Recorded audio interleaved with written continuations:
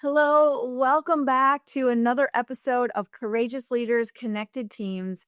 I'm your host, Stephanie Freeth, and I'm thrilled to be here and talking to you today about a subject that's really important to me.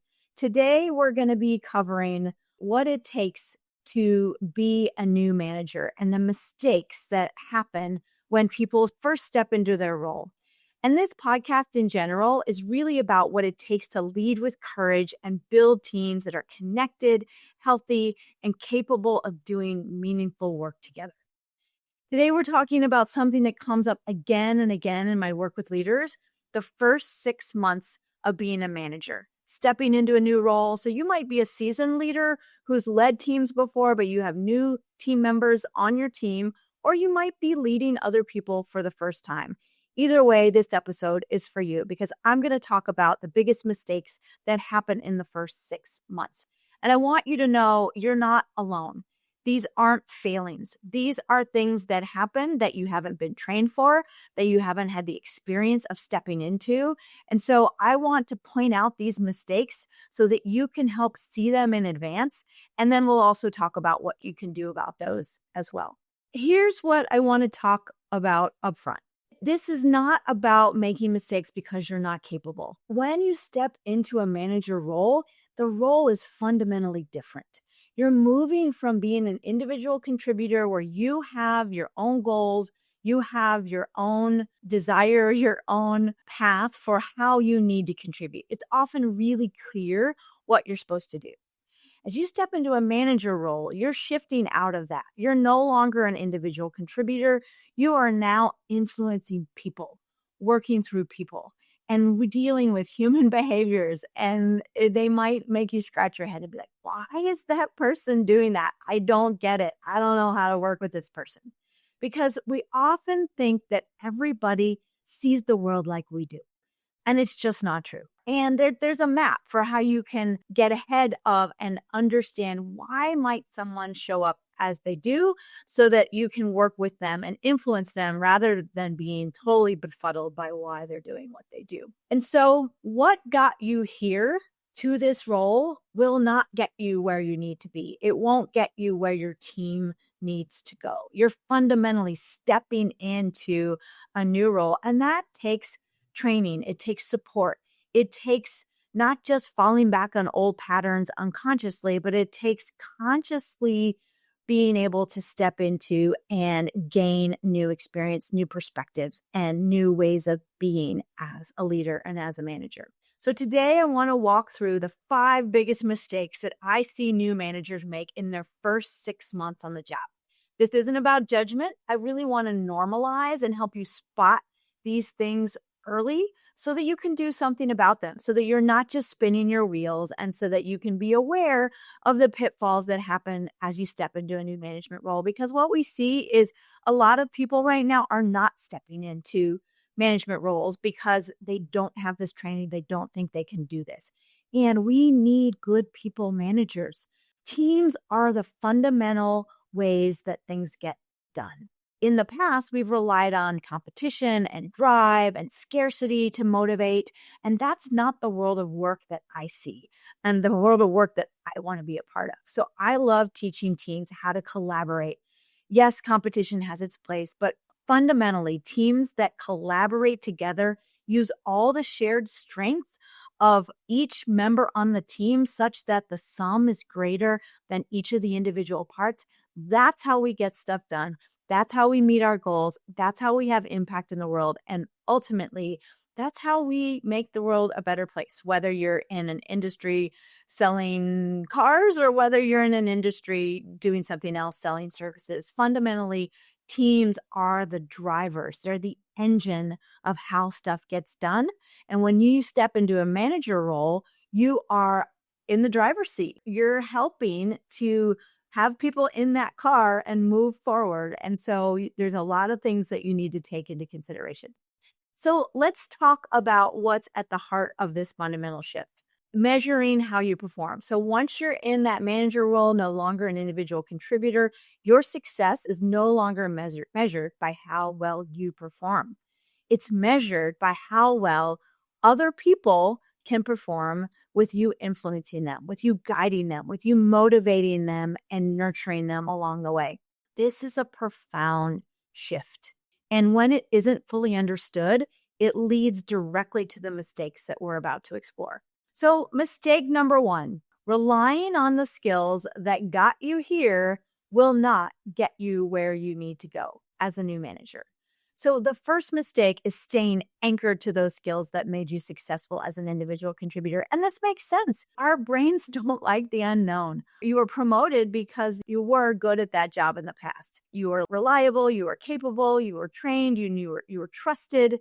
And so when things are unknown, we often return back to old habits and often unconscious habits. So you jump back into execution, you fix things yourself, you become the go-to problem solver. And in the short term, this can work. But over time, your team becomes dependent on you. Leadership starts to feel heavy.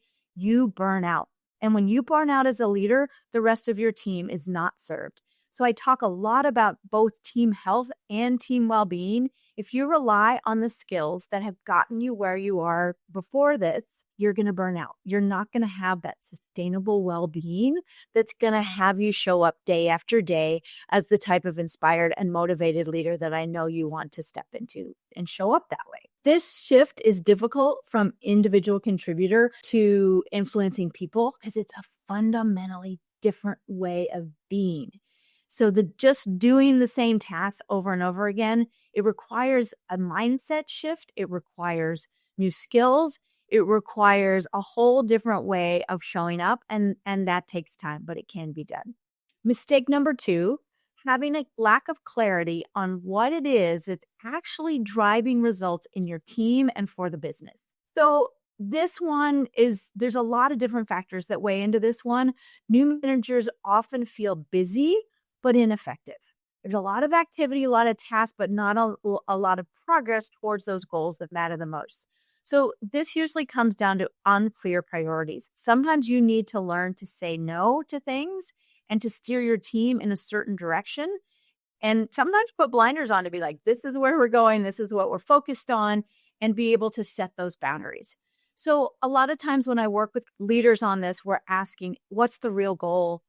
What matters most to you right now? And what is just noise? And sifting through that can be a challenge in a process in and of itself. When everything feels important, the team's energy gets spread too thin. Your energy gets spread too thin. Goals are set, but the way that you're going to get there is fuzzy at best. And then it leads to not being able to achieve the impact that you really want. So one of the most important leadership responsibilities is helping your team to focus, helping them translate strategy into clear priorities, realistic plans. I've done a lot of work in strategic planning. So to set the big vision, to be aligned with the mission, to set those goals, tactics, 90-day plans, and even weekly plans of how are we driving effective results. So we don't just want to plan the work, we want to learn how to work the plan. And there's a lot of ways that you can get to getting good at all the things needed to get clarity on where the business is actually going and how your team can get there. Mistake number three, avoiding the human side of work. A lot of times when I see new managers step into the role, this is the one that surprises them the most. They're underestimating how much leadership is about human behavior, understanding human behavior, being able to interpret it and work with people in a way that helps them be their best selves. We can never make someone do something. Even if you have positional authority over someone and you can give them tasks, getting someone to, you can't actually make them do it. So people talk a lot about holding others accountable, and sometimes that backfires. Sometimes we need to look a layer deeper in terms of the intrinsic motivation that's driving that person and then work at that level. The thing is, you're not a therapist, but yet you're working with people every day. People who have stress, people who have emotions, people who are going through reactivity, people who are dealing with all sorts of things at home.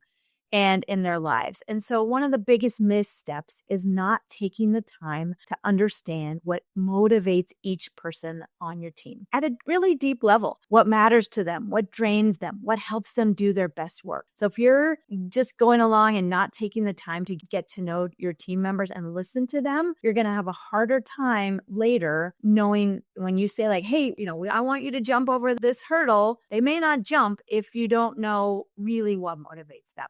So when leaders skip this step and avoid the human side of work, they misinterpret behavior. They also can assume that there's resistance when someone's actually just overwhelmed. They can assume disengagement when there could be something else that's going on.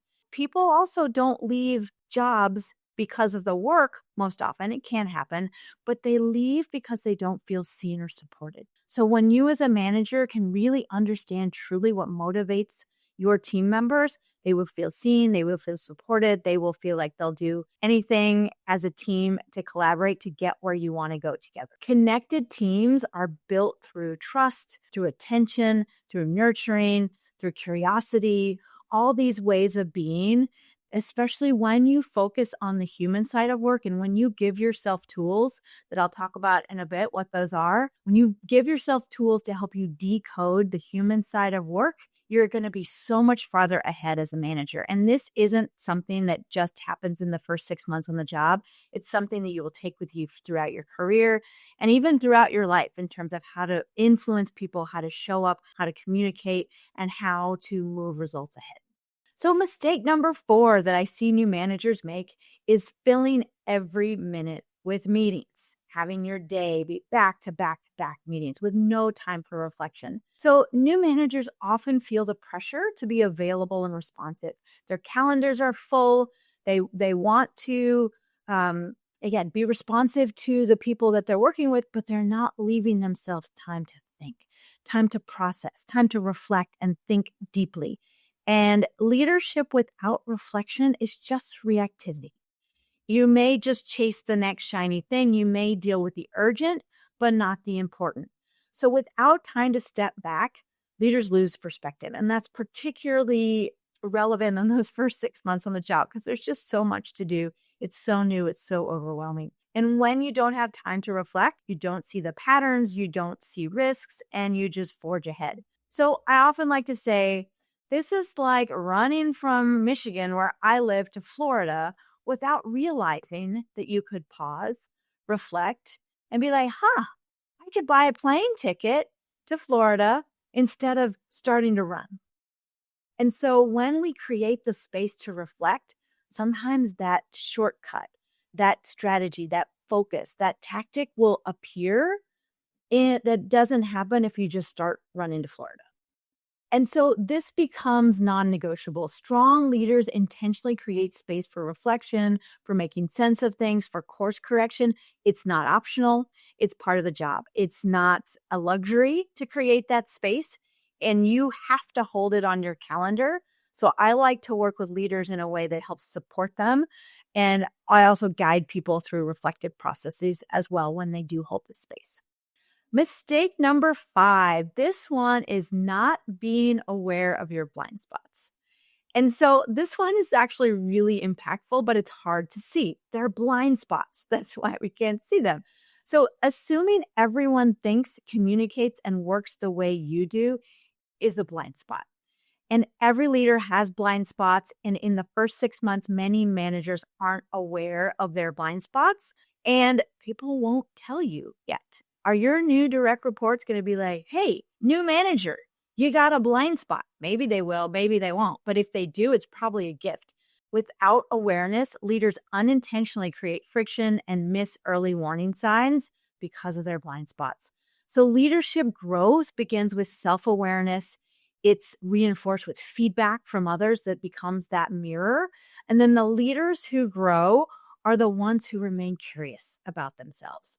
They're not overly judgmental. They know their strengths. They know their blind spots. They're willing to work on those blind spots and ask for support around helping to address those blind spots. And then This type of courageous leadership requires humility. It requires self-awareness. It requires leading with that ego that's like, I have to know everything. I can't admit weakness. I can't be vulnerable. When you have a system for learning your blind spots, which I'll tell you about how you do that, then you open up a lot of ways to prevent things that you'll find out later, because blind spots show up over and over again, and they're going to show up in your feedback. And so as you progress as a manager, the more you can tune into those blind spots, and by all means use your strengths, but don't ignore the blind spots. And I can help you see those. If any of these mistakes sound familiar, I want you to hear this clearly. You're not alone. You are not failing. You haven't been taught many of these things. And these are common patterns, especially when people step into leadership without intentional support. I see so many companies that just throw their leaders in. They might have a little bit of training here and there. And there's a lot to be said for learning and experience on the job. But when you don't have guidance in parallel with that, you can spin your wheels over and over again. So it's not about being perfect and getting things right all of the time. It's about noticing, adjusting, course correcting. So if you want a place to start reflecting, I encourage you not only to look at yourself, but also look at the health of your team and really be honest about that.